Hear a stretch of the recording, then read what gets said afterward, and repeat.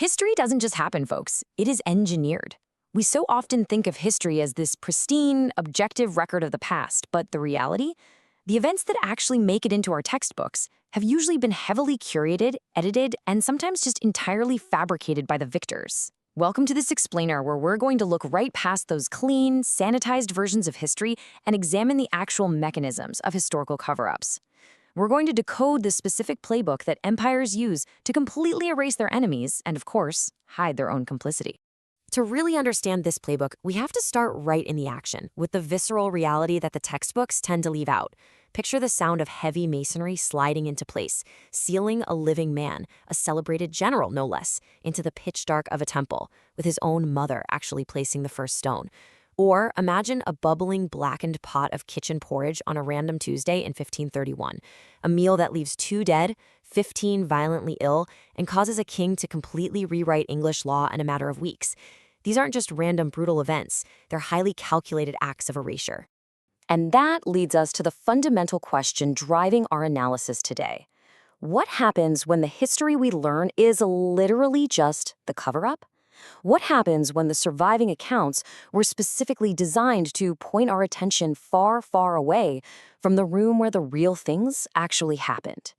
Okay, let's dive into this with method 1, absolute annihilation. This is what happens when empires decide a threat is so immense, the only solution is to wipe it out so completely that the silence itself becomes a monument. 75%. That is the estimated drop in the population of Central Asia following Genghis Khan's invasion of the Khwarezmian Empire in the 13th century. Think about that for a second. This wasn't standard medieval warfare. This was calculated, systematic annihilation. And the crazy thing is, it didn't happen because of some random desire for conquest.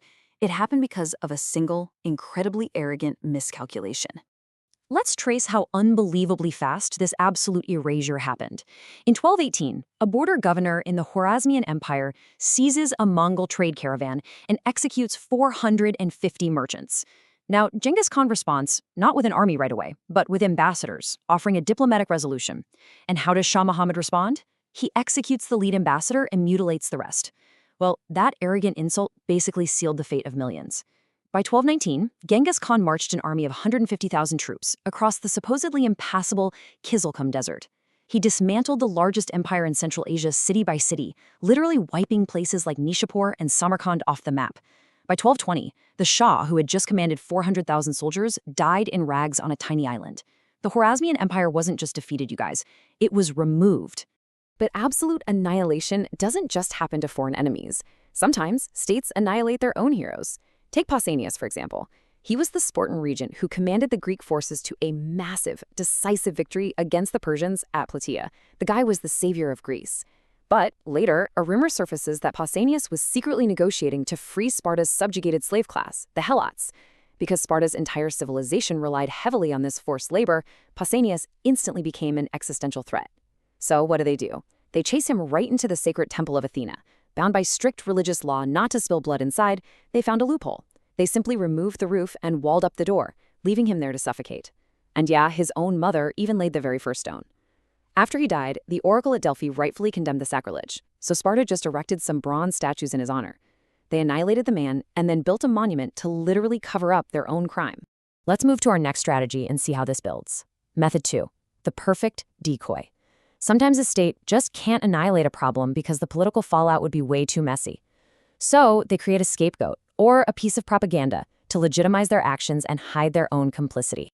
A really prime example of this is the kitchen porridge incident of 1531.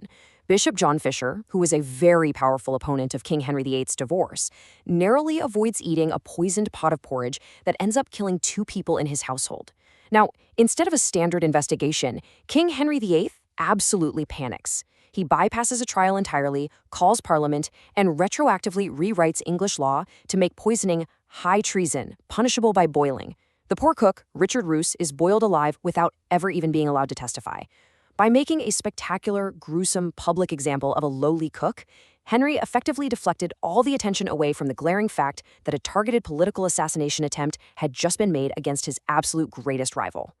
Now, what's really interesting about this slide is how the perfect decoy was used to totally rewrite the death of a legend. The official sanitized textbook story of Vlad the Impaler tells us he died a noble death fighting the Ottomans on a frozen battlefield.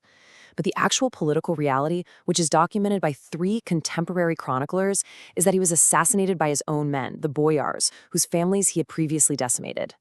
The visceral truth of this cover-up is just chilling. Vlad's head was cut off, packed in a jar of honey, and shipped straight to the Ottoman Sultan as proof. And his body, it completely vanished. For centuries, local legend claimed he was buried at Snagov Monastery, but when archaeologists finally excavated it in 1933, they found nothing but the bones of horses. The whole noble battlefield death was a perfect decoy. It was a fabricated narrative that served the Ottomans, the Hungarians, and the traitorous boyars, allowing them all to avoid accountability while hiding the super messy truth of a political assassination. We see this exact same decoy method in ancient Persia with Queen Amistris. The famous Greek historian Herodotus painted her as this completely irrational, jealous monster who ordered the horrific mutilation of her sister-in-law over a woven robe. But if you look just past the Greek propaganda, you see the missing reality. Her brother-in-law Mecisteus had literally just attempted a massive royal revolt. The dramatic story of female jealousy was just a perfect decoy. It neatly explained away a brutal systemic punishment and contained the political damage of a massive royal rebellion, all without implicating King Xerxes directly. Bringing us to Method 3, the golden cage. This is when victors neutralize their greatest enemies, not by killing them, but by absorbing them entirely, turning them into obedient citizens. Rome used an identical, frankly brilliant playbook for 2 incredibly dangerous women. Cleopatra Selene, the daughter of Cleopatra and Mark Antony, was paraded through Rome in chains as a child. 3 centuries later, Queen Zenobia of Palmyra, who famously seized Egypt and nearly broke the entire Roman Empire, was also paraded through Rome in heavy gold chains. But Rome didn't execute them in the dark Tullianum prison like they did to other rebels. Nope. Instead, they assimilated them. Because Rome understood something absolutely vital.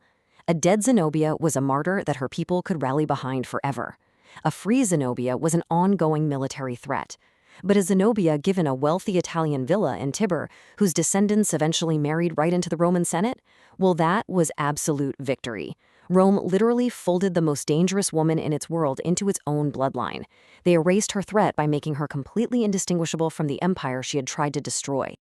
And this brilliantly illustrates how some of these victims actually fought back against that golden cage from the inside. Cleopatra Selene was married off to an allied king in Mauretania, fully expected to be a quiet, loyal Roman client. Instead, she mints her own independent coinage, placing Egyptian symbols right on them alongside the Greek words Cleopatra Basilissa, Queen Cleopatra. So surrounded by the very empire that destroyed her family, she subtly stamped her Ptolemaic legacy onto the actual metal of the Roman economy. Which brings us to a really fascinating realization. Method 1, 2, 3. They all share a common thread. The truth survives in stone. So the crucial point is this. As we look across these different eras, from the deserts of Central Asia to the courts of England, a pattern emerges. The victors write the parchment. They write the official chronicles, the legal decrees, the textbooks we read today. But the physical evidence survives. Zenobia's true power is still carved in Aramaic out in the Syrian desert, totally unedited by Roman historians. Cleopatra Selene's legacy remains standing in a massive 32-meter stone tomb on the coast of Algeria. The truth of Vlad the Impaler's betrayal echoes in those horse bones discovered beneath a monastery altar. And even the absence of records, like the missing administrative notes regarding Queen Amistris, speaks absolute volumes about what was fabricated. The empires tried their hardest to erase these people, but the victims left their counter-arguments in stone and metal. Which leaves us with one final, pretty heavy thought to reflect on as we wrap up this explainer. We've seen how easily powerful institutions can bend the narrative over centuries, annihilating evidence, deploying perfect decoys, and building golden cages to silence dissent. So if centuries of our accepted history were deliberately engineered to hide the truth, you kind of have to look at the world around you and ask, whose story is being erased right now, today? Thanks for joining me on this deep dive. Keep questioning the narrative, and I'll see you in the next explainer.